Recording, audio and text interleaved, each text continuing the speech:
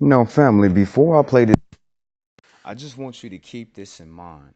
Now, you can take all the popular sayings of everything that somebody is saying about any given situation, and there is some truth behind it. So, look at all the horrible things that people say about Donald Trump. Look at it, family. Look at all the things that they say. Some is some truth behind that. Look how they say that he gonna cut the food stamps. There's some truth behind that, family. He gonna take away Section 8. It's got to be some truth behind that, family. He building up a wall to kick illegal immigrants out. It's got to be some truth about what he's doing. You know what I'm saying? Look at all the things that people say about him. He's racist. He hate black people. It's got to be some truth. Look at what the people saying, family. Look at what they're saying about him. Look at anybody and anything, and if a lot of people are saying a lot of stuff about it, it has to be some truth behind it, family. Look at how they're saying that he only look out for white people, the rich, the powerful, elite. It has to be some truth behind it. Now, in God's word, it says when it comes to a person in power. Now, God said in his words that anything that the people are saying about that person is true. So I'm here today to tell you, family, look at everything that they're saying about Trump. He's a racist. God said it's true, family. He don't like black people. Family, what God said in his word, he said that is true, family. Look, I want you to look at every single thing that people are saying about him. And even let's take God out of it for a minute. What God said, whatever the people say, that's the truth. That's what's going on with that individual. Look at what your brother say. If everybody is saying one thing, there has to be some truth in it. Go back to what God's word said. God said that whatever the people is saying about him is the truth. So your brother, I want you to look at every single thing that he does, everything that he says, everything that he stands for. For your father said, whatever the people say about that person is the truth. Invent racism. I mean, Donald Trump didn't invent anti-Semitism, misogyny, or bigotry, or xenophobia.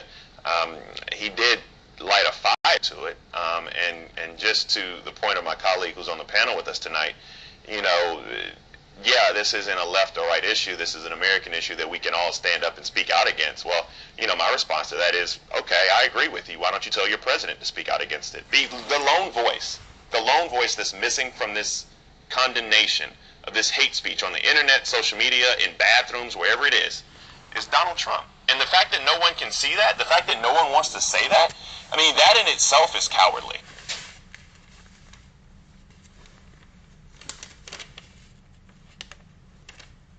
So if we want to have a conversation about how do we stop this speech, let's start with the quote-unquote leader of the free world.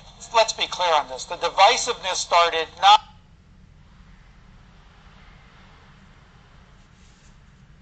now. It started probably around 1994, quite frankly. Those of us who have been in Washington a long time. And it was Democrat I'm going to start with versus slavery, Republican. but, I mean, you can start there, but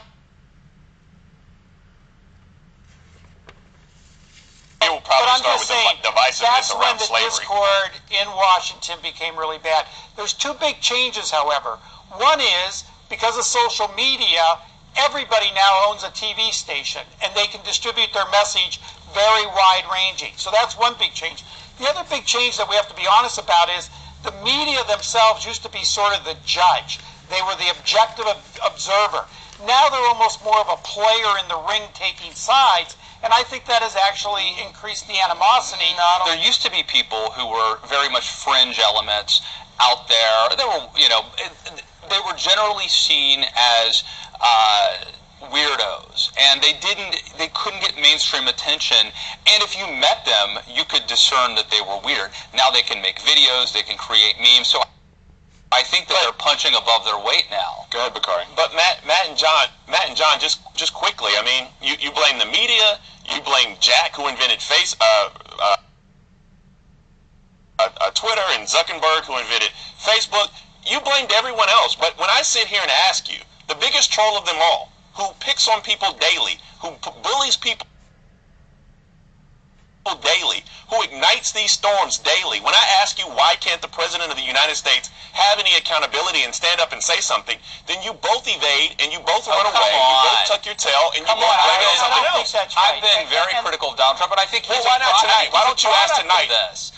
Look, of course no, he should stand up and why say can't he something stand up? about. But Why I can't don't you think he both- has to say something about this particular woman in Montana No, or wherever. He has period. nothing to do with it. But the Period. trend of lack of civility, he certainly contributes to that. And I said he was a product of it. I think this is you get That's people not- like Donald Trump when you have a culture like this. Demand him do something. Demand him say something about it. Responsible. This is That's a not fair cop-out. to pin this on Donald Trump. This is to say we're all responsible. The That's a rhetoric cop-out. in Washington Donald Trump's the these president days of the are United much States. different than they used. I think we all That's have a to cop-out. ratchet down the rhetoric. That's a cop out. If this was You're Barack going to say Obama it's a or cop Hillary out Clinton unless I or sit John here and Kerry, say that everything wrong in the world is Donald Trump, and I'm not going to say that. I'm gonna nobody's say there's saying that. people- All I'm saying people is blame McCarthy people I get around. the sense. I get the